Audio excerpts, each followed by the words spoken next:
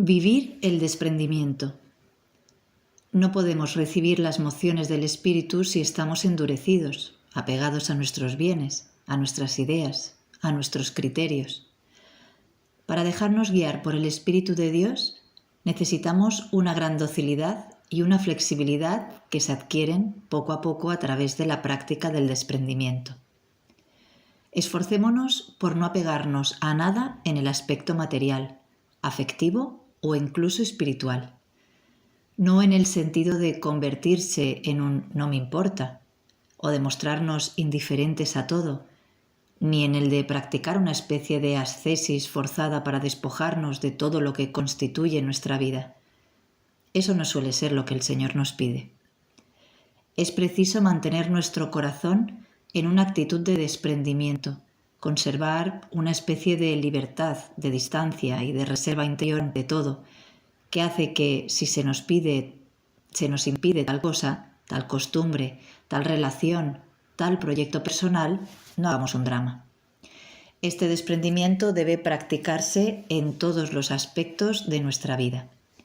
Pero indudablemente el aspecto material no es el más importante. A veces vemos mucho más obstaculizado nuestro avance espiritual por el apego a determinadas ideas, criterios y comportamientos propios. Oigamos el consejo de un franciscano del siglo XVI. Que vuestra voluntad esté siempre preparada para cualquier eventualidad y que vuestro corazón no se esclavice a nada. Cuando experimentéis algún deseo, hacedlo de modo que no sufráis en caso de fracaso, sino mantened el espíritu tan tranquilo como si no hubieseis anhelado cosa alguna. La verdadera libertad consiste en no apegarse a nada. Así es como Dios busca vuestra alma para realizar en ella cosas grandiosas. Juan de Bonilla, breve tratado de la paz del alma. El apego a nuestro propio saber, incluso cuando se traza unos fines que son excelentes en sí mismos, es quizá el peor obstáculo a la docilidad al Espíritu Santo.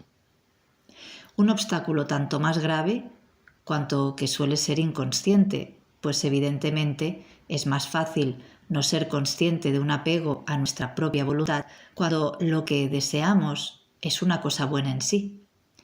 Como el bien pretendido es bueno, nos justificamos de quererlo con una obstinación que nos ciega, sin darnos cuenta de que el modo en que tratamos de que se haga realidad nuestra idea no corresponde obligatoriamente a los planes de Dios.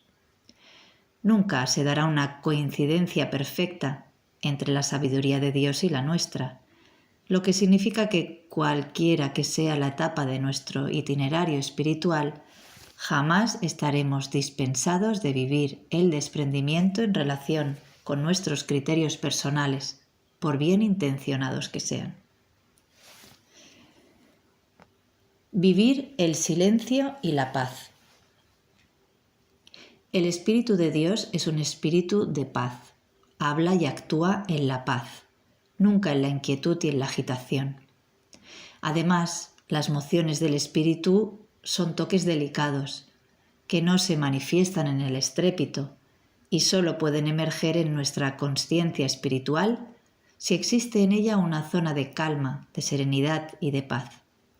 Si nuestro interior es siempre ruidoso y agitado, la dulce voz del Espíritu Santo tendrá muchas dificultades para hacerse oír.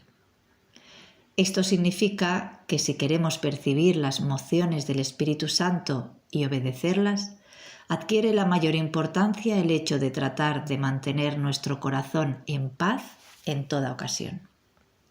Esto no es fácil, pero a fuerza de luchar por adquirir la esperanza en Dios, el abandono, la humildad y la aceptación de nuestras miserias, gracias a una confianza inconmovible en la misericordia divina, llegaremos a ello paso a paso.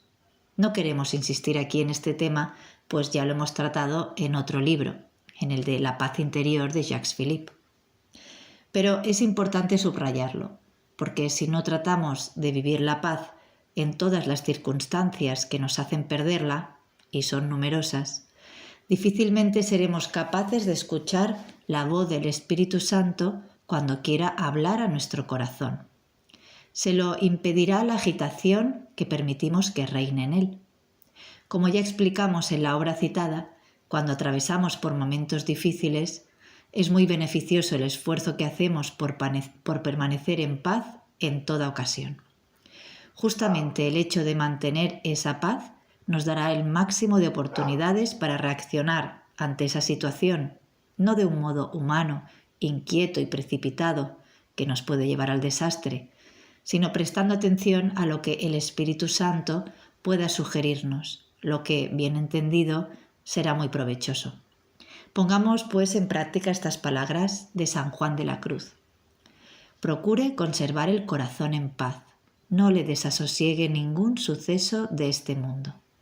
Dichos de luz y amor en Vida y Obras de San Juan de la Cruz. Aunque todo se derrumbe aquí abajo y todos los acontecimientos nos sean adversos, sería inútil que nos turbásemos, pues esa turbación nos aportaría más perjuicio que provecho. Y el mayor de estos perjuicios será el de hacernos incapaces de obedecer a los impulsos del Espíritu Santo. Esto va unido a la práctica del silencio, un silencio que no es un vacío, sino que es paz, atención a la presencia de Dios y a la presencia del otro, espera confiada y esperanza en Dios. Evidentemente, el exceso de ruido, no en sentido físico, sino en el de ese torbellino incesante de pensamientos, de imaginaciones, de palabras oídas o dichas en las que nos solemos dejar atrapar y que no hacen más que alimentar nuestras preocupaciones, nuestros temores, nuestras insatisfacciones. Deja al Espíritu Santo muy pocas posibilidades de poder expresarse. El silencio no es un vacío, sino una actitud general de interioridad que permite preservar en nuestro corazón una celda interior, en palabras de Santa Catalina de Siena, en la que estamos en presencia de Dios y conversamos con Él. El silencio es todo lo contrario de la dispersión del alma hacia afuera, de la curiosidad, de la charlatanería. Es la capacidad de entrar de un modo natural en nuestro interior, imantados por la presencia de Dios que nos habita. Perseverar fielmente en la oración.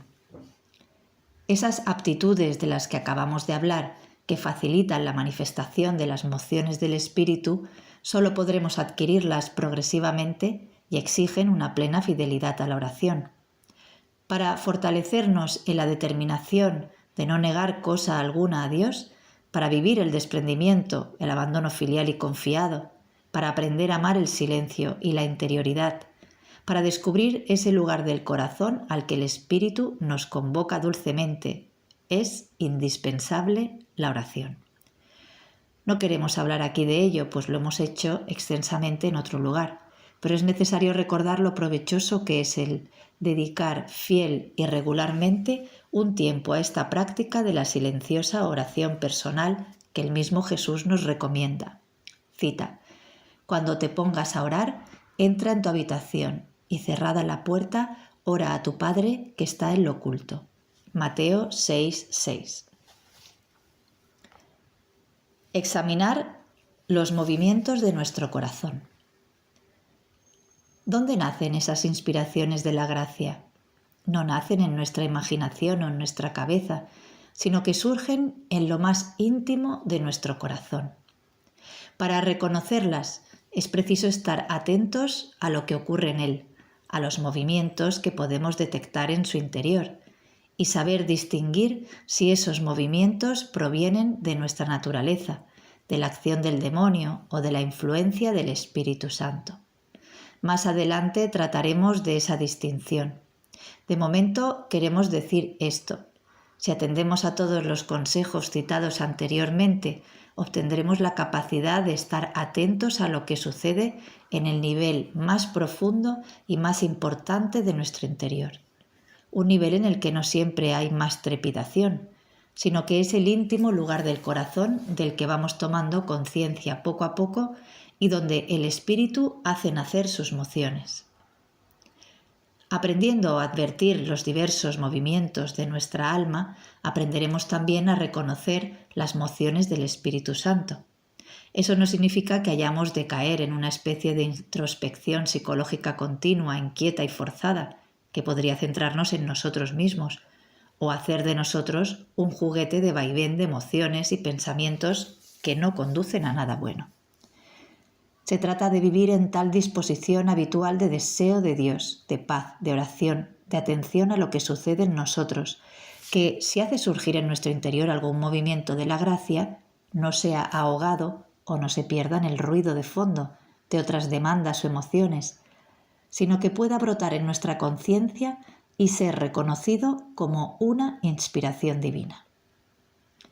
Eso exige una especie de vigilancia que nos obliga a examinar de vez en cuando lo que nos mueve, lo que nos impulsa a hacer ciertas cosas en lugar de otras. Esta vigilancia nos hace capaces de percibir en nosotros una diversidad de movimientos.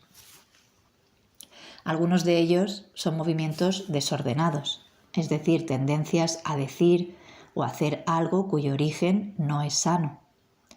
En efecto, a menudo nos sentimos movidos por el temor, por el resentimiento, por la cólera, por la agresividad, por la necesidad de hacernos notar o admirar por los demás, por la sensualidad, etc. Esas mociones desordenadas pueden proceder de nuestra naturaleza corrompida, como se decía antes. Hoy diríamos que provienen de nuestras heridas, lo que viene a ser lo mismo. También pueden venir del demonio, y en ese caso se trata de tentaciones. Y al contrario, en ocasiones nos vemos impulsados por movimientos buenos, como un deseo sincero y desinteresado de ayudar a alguien. Esos movimientos buenos pueden tener un origen natural, no todo está corrompido en nosotros, o sobrenatural, es decir, ser el fruto de la actuación de la gracia divina en nuestra alma de un modo no forzosamente consciente. Apuntemos también que algunos movimientos aparentemente buenos, cuyo fin parece bueno, pueden no serlo en realidad y provenir del demonio, que es astuto y que en ocasiones nos empuja a hacer algo que parece bueno, pero que de hecho es contrario a la voluntad de Dios y cuyos resultados serían negativos en nuestra vida. El clima de interioridad del que hablamos nos ayuda a percibir la diversidad de esos movimientos, de su origen, de sus efectos. Por ejemplo, los que dejan en nosotros alegría y paz y los que, al contrario, suscitan inquietud y tristeza.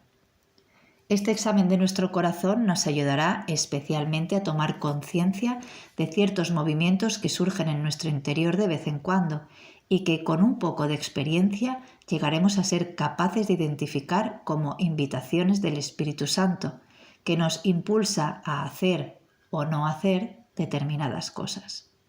Nos referimos a inspiraciones de la gracia y de la importancia que tiene el seguirlas, pues son muy fecundas para nuestro progreso espiritual y muy valiosas para ayudarnos en el servicio de Dios y del prójimo. Estas inspiraciones pueden ser más o menos abundantes, eso depende de Dios. No obstante, mejor será no dejarlas perder, pues nos abren a la acción del Espíritu Santo que acude en ayuda de nuestra flaqueza. Romanos 8:26. Abrir el corazón a un director espiritual. Si contamos con la posibilidad de abrir nuestro corazón a una persona que pueda aconsejarnos espiritualmente, se nos facilitará extraordinariamente el discernimiento de la acción del Espíritu Santo. Frecuentemente no somos capaces de ver con claridad en nosotros mismos, en nuestras motivaciones, y explicando con palabras lo que estamos viviendo, conseguiremos la luz a través del diálogo con una persona que cuente con cierta experiencia. Sabemos que Dios bendice la actitud de abrir el corazón. En efecto, es una actitud de humildad. Reconocemos que no nos bastamos a nosotros mismos y de confianza en el otro. Además, da pruebas de que, puesto que ponemos los medios, es realmente sincero nuestro deseo de ver claro para cumplir la voluntad de Dios. Estas disposiciones agradan mucho a Dios que no deja de responder a ellas con sus gracias.